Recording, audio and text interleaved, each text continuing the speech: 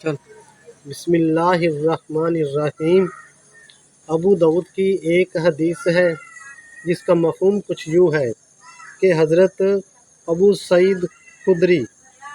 رضی اللہ عنہ کہتے ہیں کہ میں نے نبی کریم صلی اللہ علیہ وآلہ وسلم کو یہ فرماتے سنا کہ مومن کا تہ بند تو اس کی نصف پنڈلی تک رہتا ہے، اور اگر اس کے نیچے ٹخنوں سے اوپر رکھے تو کوئی گناہ نہیں، اور جو ٹخنوں سے نیچے ہو تو وہ جہنم میں ہے، یعنی گناہ کی بات ہے۔ یہ بات آپ صلی اللہ علیہ وآلہ وسلم نے 3 بار فرمائی تاکہ لوگوں پر اس کی اہمیت واضح ہو جائے، اور پھر فرمایا اللہ رب العزت اس شخص کی طرف قیامت کے دن نہیں دیکھے گا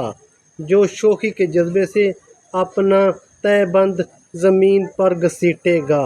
اللہ رب العزت عمل کی توفیق عطا فرمائے۔